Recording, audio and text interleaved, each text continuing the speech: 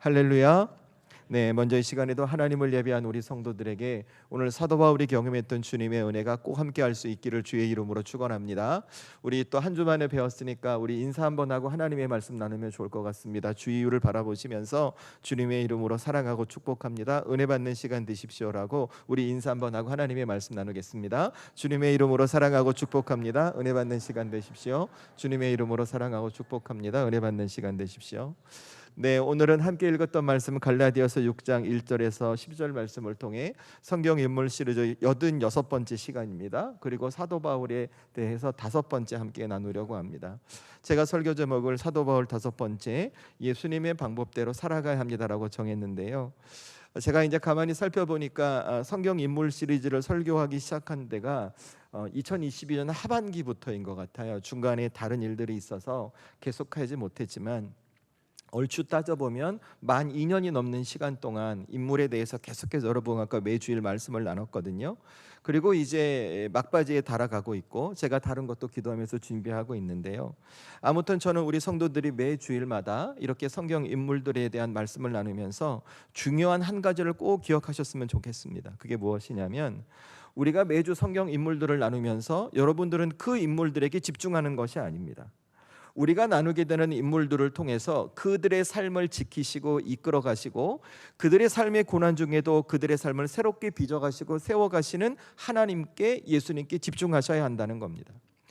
왜냐하면 사실은 우리는 매 주일마다 성경 인물들을 나누면서 마음속으로 한 가지를 바라게 될 겁니다. 나도 그렇게 나누게 되는 성경 인물들과 같은 믿음과 신앙이 있으면 참 좋겠다라는 생각을 하죠. 예를 들자면 오늘 사도 바울의 이야기를 하니까 여러분, 이런 사도 바울의 삶, 사도 바울의 겉면을 보면서 나도 사도 바울처럼 예수님 앞에 바울과 같은 믿음과 신앙을 갖고 살아갈 수 있다면 너무나 좋을 것 같다는 생각을 합니다. 왜요? 그 믿음과 신앙이 있으면 내 삶에 바울이 경험했던 주님의 은혜, 주님의 역사, 기사와 이적이 있을 수 있다고 생각이 되거든요. 그런데 여러분, 현실적으로 한번 잘 생각해 보세요. 여러분이 아무리 애쓰고 노력하고 수고하고 마음으로 결단한들 오늘 함께 나누게 될 사도 바울이 경험했던 주님의 은혜와 역사와 기적이 내 삶에 있을 수 있을까요? 아니, 그 전에 오늘 바울이 가졌던 믿음과 신앙이 내게 주어질 수 있을까요? 여러분, 생각해 보면 우리가 마음속으로 그럴 수 있을 것 같은데 막상 그렇게 해보려고 하잖아요. 그렇지 않은 것이 힘든 거예요. 그 이유가 무엇일까? 1차적으로는 저와 여러분이 사도 바울이 아니거든요. 또 다른 이유가 무엇일까? 사도 바울이 살았던 삶의 환경, 문화, 조건, 현실, 모든 삶의 배경이 우리와 다르거든요. 그러니까 내가 아무리 애쓰고 노력하고 수고해서 바울과 같은 믿음과 신앙을 가지려고 해도 우리는 바울과 같은 믿음과 신앙을 쉽게 가질 수 없다는 거예요. 그러면 어떻게 해야 될까? 우리가 사도 바울의 삶을 나누면서 그의 삶을 이끄시고 그의 삶을 지켜가시고 그의 인생에 고난이 왔을 때 그의 삶을 세워가시고 새롭게 빚으시는 그 예수님을 바라보는 것이죠. 바울을 통해 예수님을 바라보는 것입니다. 그리고 마음속으로 결단하는 거예요. 사도 바울이 그러했던 것처럼 저도 여러분도 바울을 통해 바라보게 되는 예수님, 그분의 말씀과 그분의 가르침과 그분이 가르쳐 주시는 그 신비한 믿음의 원리를 갖고 각자에게 주어진 삶을 살아가는 것입니다. 그러면 우리에게 주는 역사가 어떤 것일까? 어느 순간 우리의 삶에도 사도 바울과 같은 믿음과 신앙이 자리 잡고 있다는 것을 저와 여러분이 확인할 수 있다는 것입니다. 왜냐하면 사도 바울을 구원하신 예수님께서 저와 여러분도 구원해 주셨거든요. 사도 바울의 인생을 이끄셨던 예수님께서도 지금 이 순간 저와 여러분의 삶에 들어와 우리의 인생을 이끌어가고 있기 때문에 그렇다는 겁니다. 그래서 여러분 뭘 기억하셔야 되냐면 기독교 신앙은 사람이 주체가 될 수 없습니다.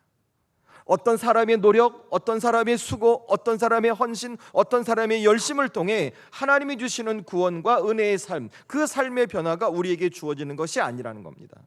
그러면 기독교 신앙의 주체가 무엇인가? 저와 여러분을 구원하시기 위해 십자가를 준비하신 하나님, 그리고 구원의 십자가를 이루신 예수님께서 바로 기독교 신앙의 주체가 되고 그 기독교 신앙의 주체가 되심을 저와 여러분이 잊지 않고 살아가야 한다는 것이죠. 그래서 여러분이 늘 하나님 앞에 예배를 드리고 이렇게 성경 인물들을 나눌 때마다 무엇을 기억하시는가? 그 인물을 통해 예수님께 집중하는 거예요. 그 사람을 통해 하나님께 집중하는 거예요.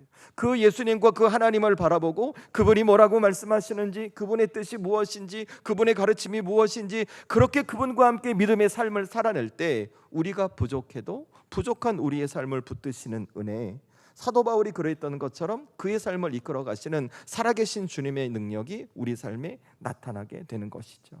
저는 그래서 먼저 이 아침에 우리 사랑하는 성도들이 앞으로 계속해서 성경 인물들을 나눌 때마다 저는 우리 성도들이 그분들의 삶을 다루시고 그분들의 삶을 새롭게 이끌어 가시는 예수님, 그리고 하나님께 더 집중하여 그분을 바라보는 영적인 지혜가 있기를 주의 이름으로 축원합니다. 여러분, 오늘 갈라디아서의 말씀도 마찬가지예요. 여러분, 오늘 갈라디아서의 말씀 생각해보면 이런 말씀이거든요. 하나님의 사람들은 이 땅의 삶을 살아가면서 어떻게 살아가야 될까? 어떻게 살아가야 될까? 참 좋은 말씀이에요. 그리고 이렇게 하는 것이 맞아요. 그리고 우리 모두 그것을 인정해요. 그런데 막상 여러분 이 말씀을 지금 여러분의 삶에 그대로 가져와서 적용하려고 하면 적용이 돼요, 안 돼요? 솔직히 목사님이 저 너무 적용이 잘 돼요, 이 말씀이 제가 살아가는 삶의 방식에서, 이런 분 계세요? 우리 솔직히 적용하고 싶지 않아요. 여러분 확인시켜 드릴게요. 여러분, 우리 먼저 오늘 1절 말씀만 보세요. 1절 말씀 저와 여러분이 함께 읽도록 하겠습니다. 함께 읽습니다. 시작.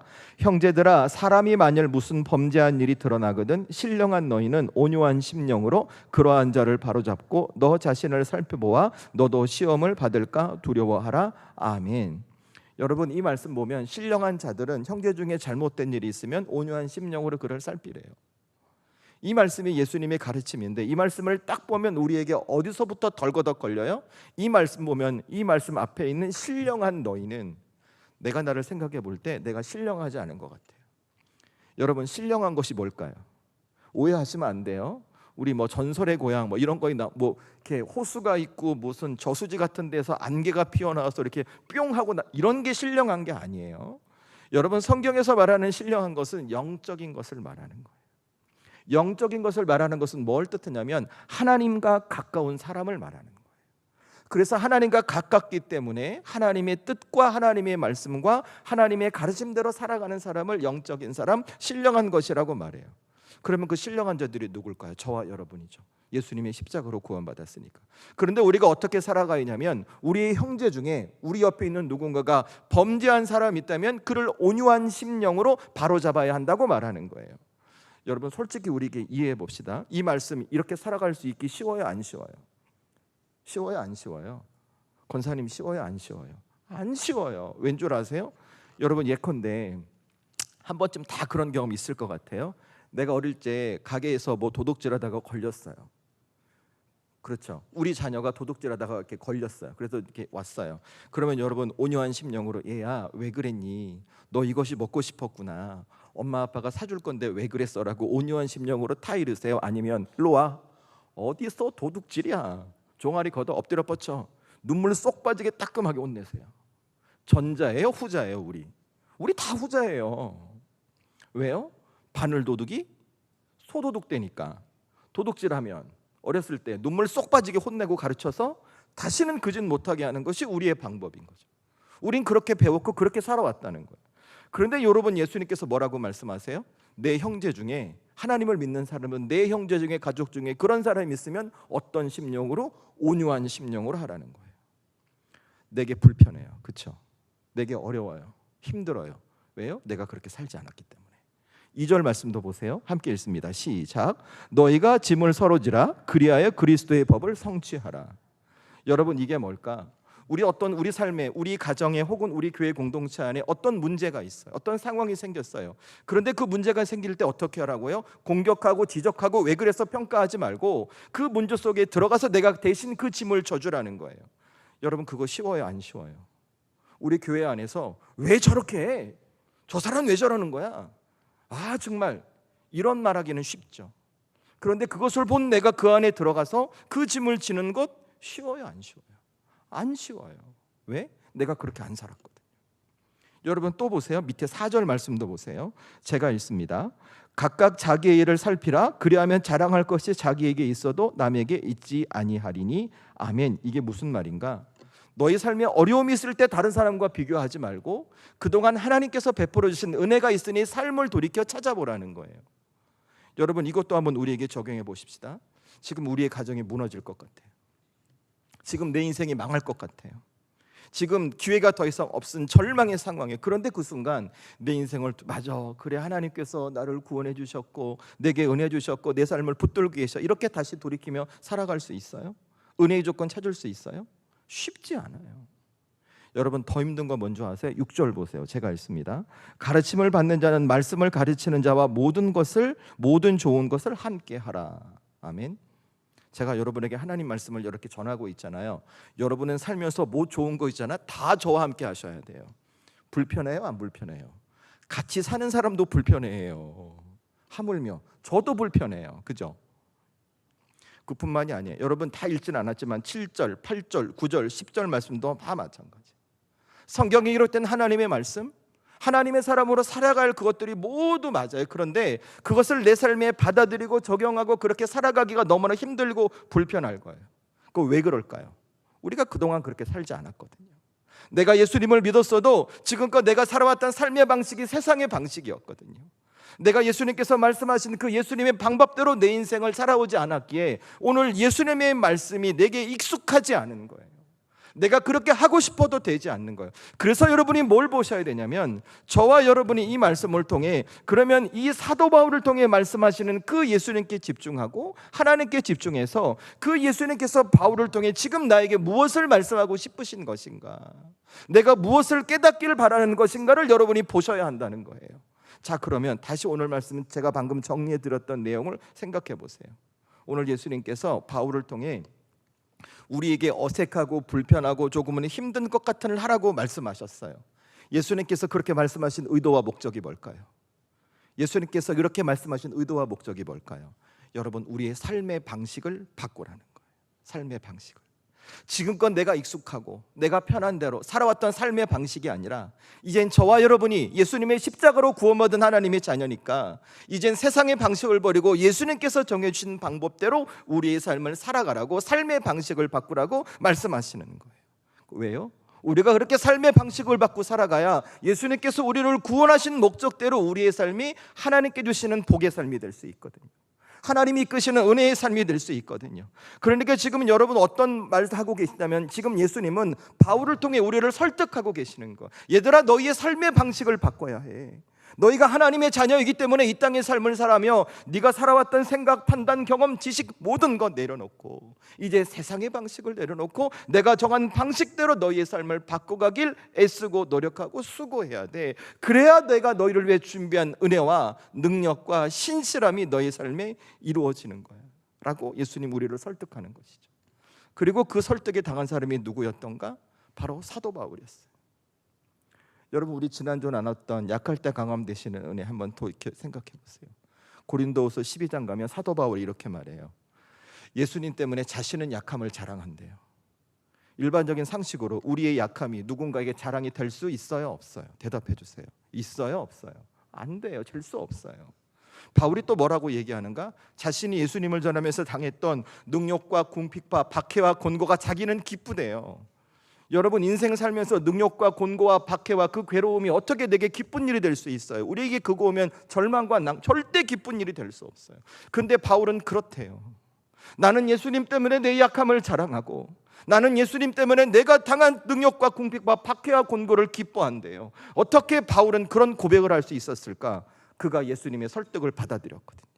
지금까지 자기가 살아왔던 삶의 방식을 내려놓고 예수님께서 정해주신 방법대로 자신의 인생을 바꿔가는 삶의 방식을 바꾸며 살아갔거든요. 그러니까 어떤 일이 일어나는가? 내 인생에 가장 약해졌을 때 그런 내가 무너지지 않도록 은혜 주시는 주님의 강함을 경험했던 거예요.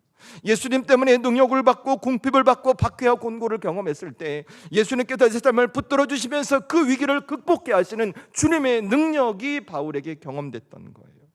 저는 그래서 우리 사랑하는 성도들이 오늘 이 아침에 이 사도 바울의 고백과 삶을 바라보면서 여러분의 삶의 방식을 바꾸라 하시는 주님의 설득에 설득되는 분들이 될 수 있기를 주의 이름으로 축원합니다. 오늘 말씀에 기록된 대로 나도 예수님 말씀을 붙들고 온유한 심령으로 누구를 한번 돌봐보는 거예요. 어려운 상황이 생기면 지적하고 평가하고 책망하기보다 내가 들어가서 짐을 져주고 나부터 겸손히 돌아보는 거예요.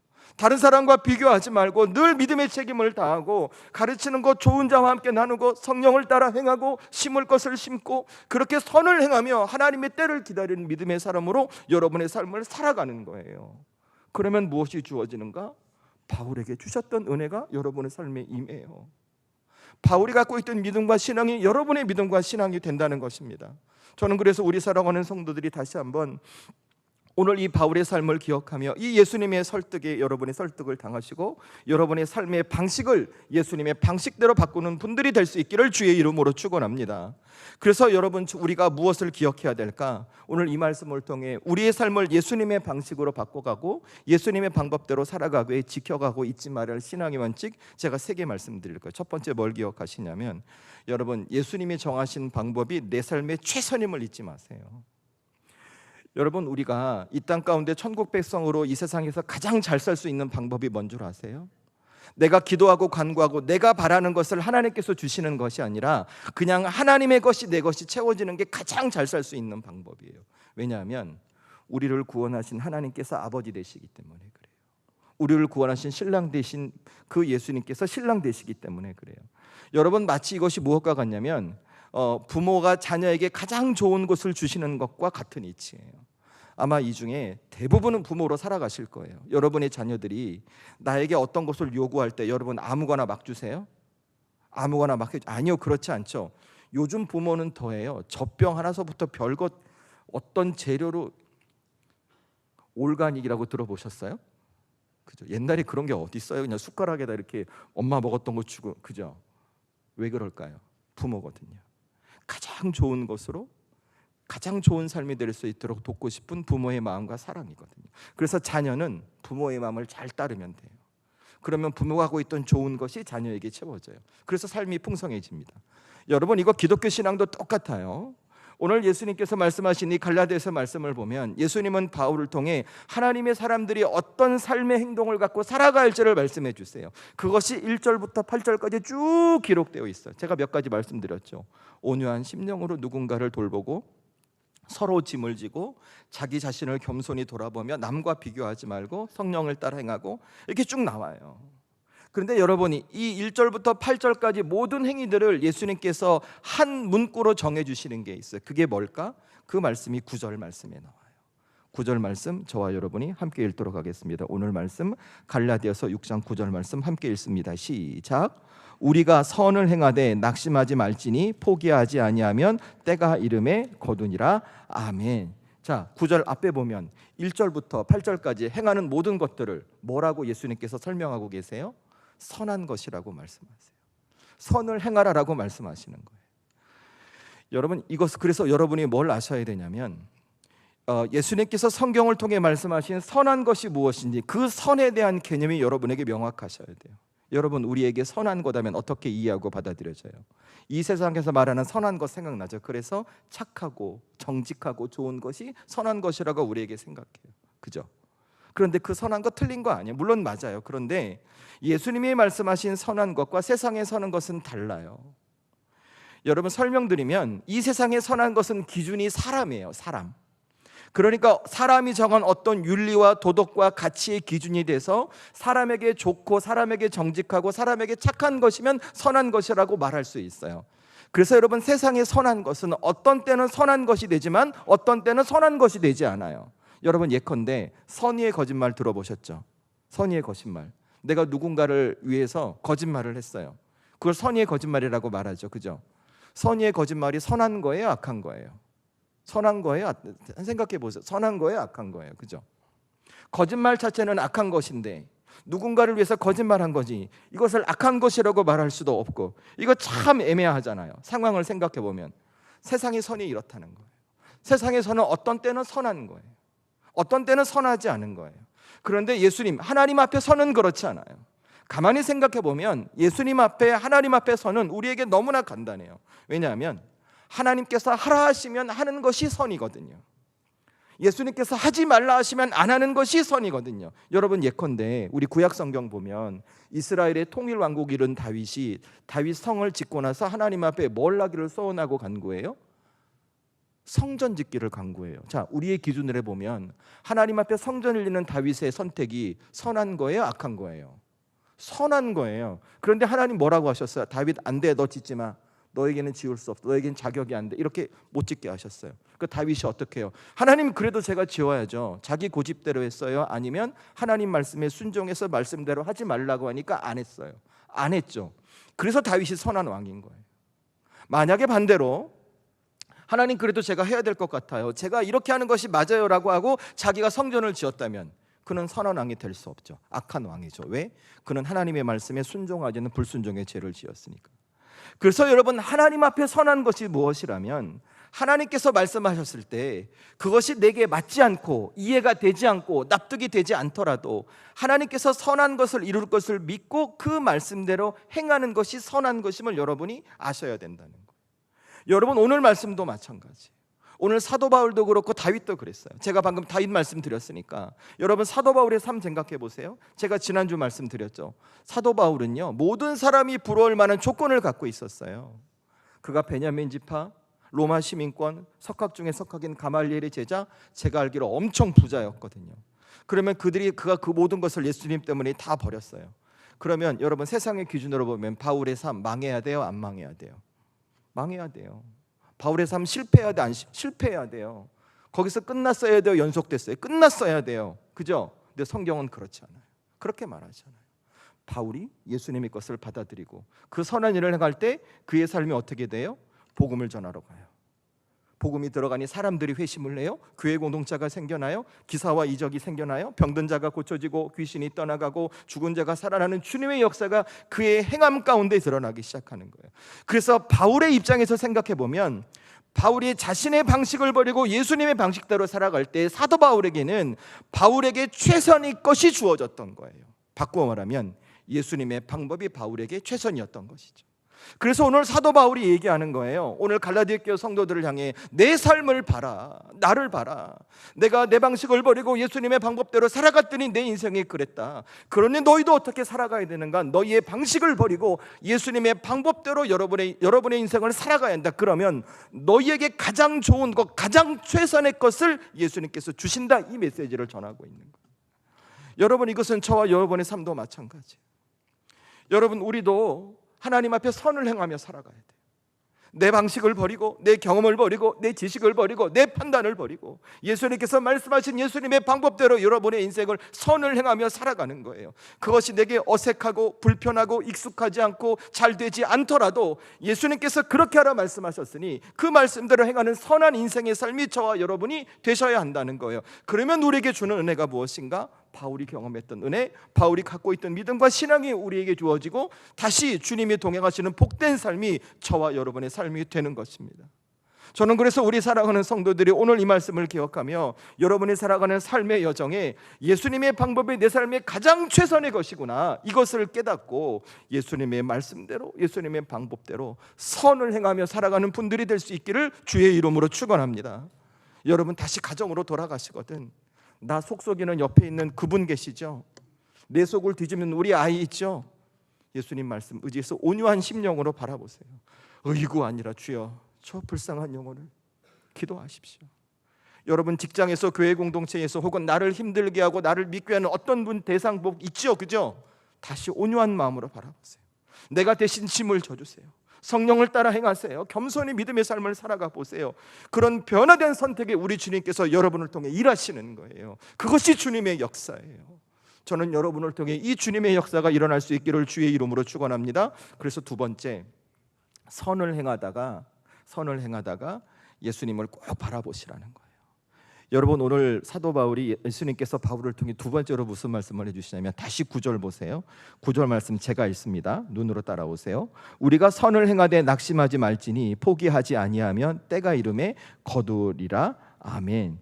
자, 예수님께서 선을 행하라고 말씀하셨어요. 제가 첫 번째 대지에 말씀드렸죠. 그러면 선을 행하다 그 뒤에 어떤 일이 있을 거라고 바울이 한 번 더 권면해요. 9절 보니까 어떤 일이 있대요? 선을 행하다가 낙심하지 말래요. 이 말씀을 뒤집어서 보면 여러분이 예수님의 말씀대로 선을 행하며 살다가 낙심하는 일이 있다 없다? 있다. 낙심하는 일이 많다 적다? 많을 거다.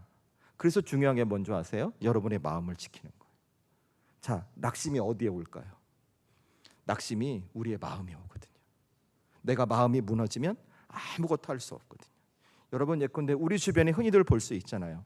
그렇게 건강했던 그분이, 그렇게 씩씩했던 그분이 병원에 가서 진단을 받았더니 큰 병에 걸렸대요.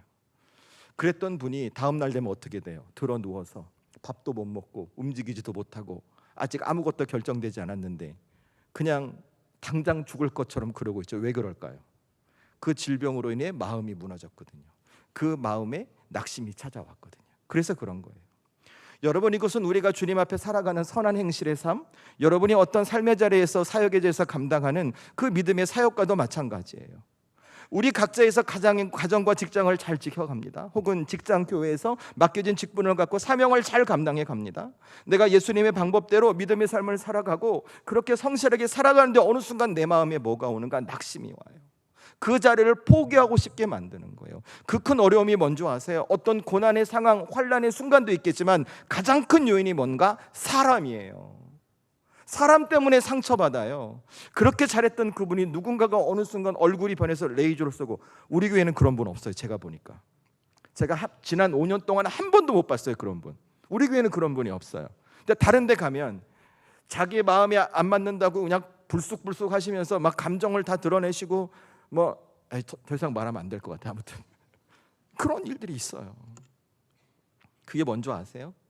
그 사람을 통해 누군가의 마음에 낙심과 절망과 포기를 넣는 사단의 계략인 거예요. 그래서 우리에게 중요한 게 뭔지 아십니까? 그 마음을 지켜가기 위해서 여러분의 영적 시선을 하나님께 두는 거예요. 내가 어떤 선한 행실을 하며 살아갈 때 여러분의 시선을 하나님께 두고 살아가는 거예요. 그러면 절망이 오고 낙심이 오잖아요. 그러면 그것을 극복할 수가 이겨낼 수 있는 힘이 주어지게 돼요. 여러분, 바울이 그랬어요. 여러분, 제가 성경으로 확인시켜 드릴게요. 오늘 말씀 표시하시고 앞으로 조금만 가세요. 어디로 가시냐면 고린도 후서 1장으로 가겠습니다. 285쪽, 신약성경 286쪽. 고린도 후서 1장 8절과 9절 말씀이에요. 고린도 후서 1장 8절과 9절 말씀 찾으셨죠? 조금만 앞으로 가시면 돼요.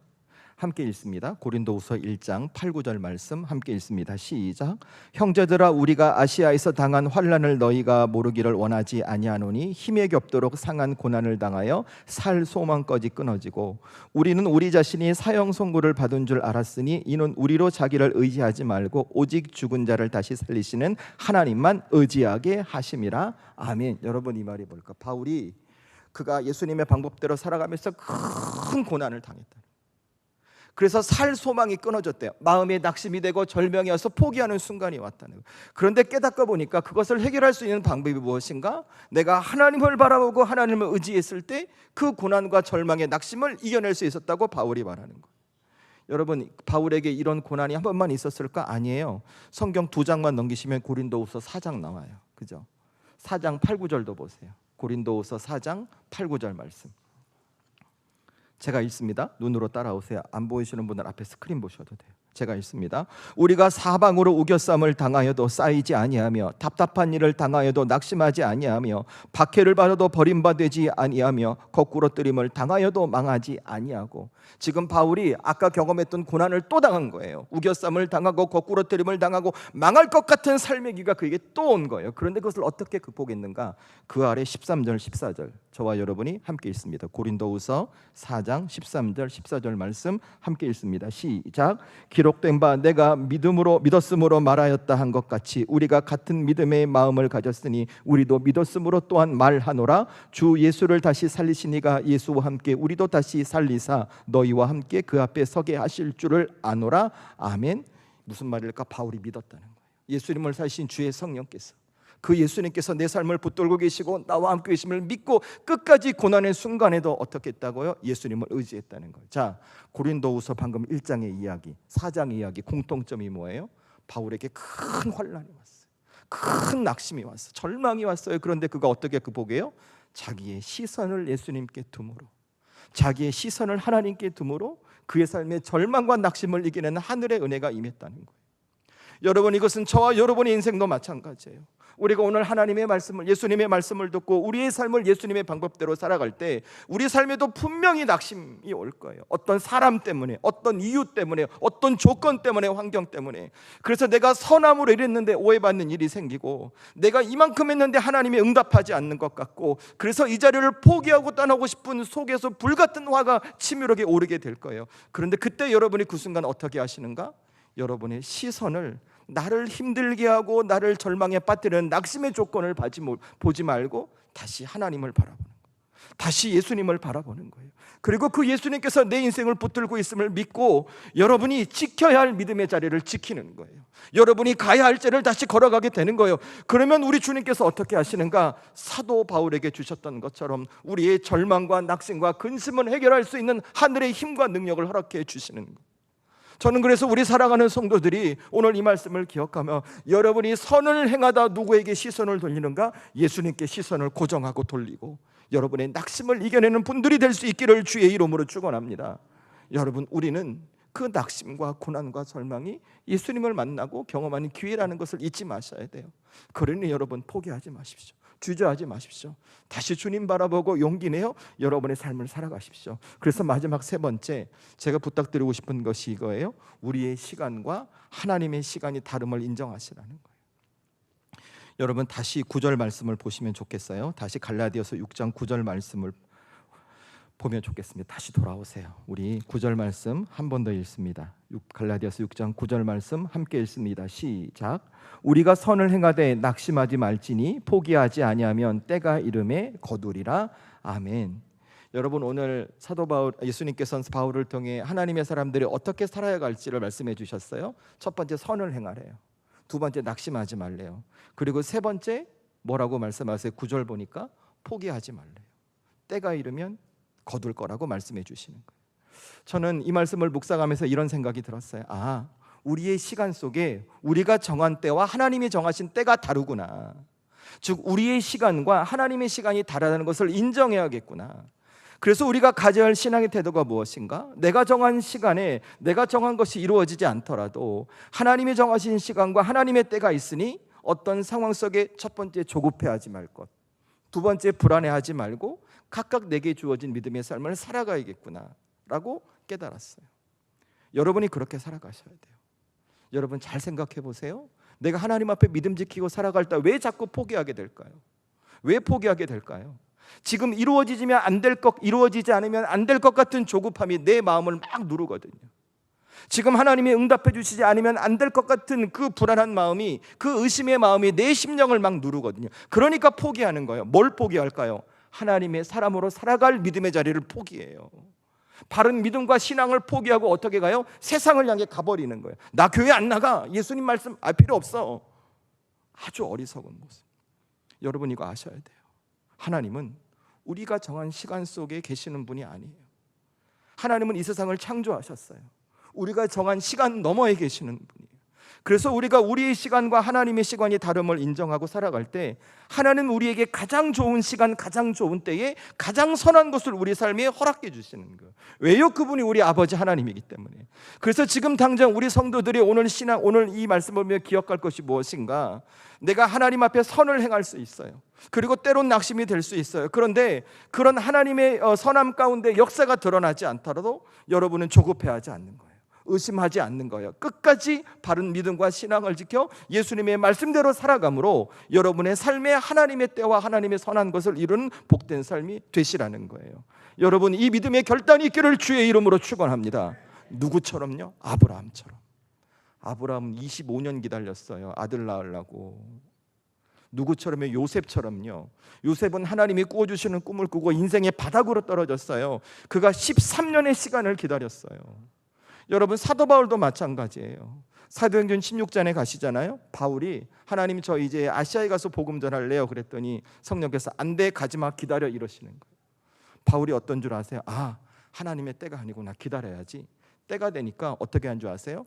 바울을 마게도냐로 가게 하세요. 그래서 빌립보 교회 가요. 여러분, 어떤 결과가 온 줄 아세요? 바울이 마게도냐에 감으로 말미암아 유럽의 복음의 문이 열려요.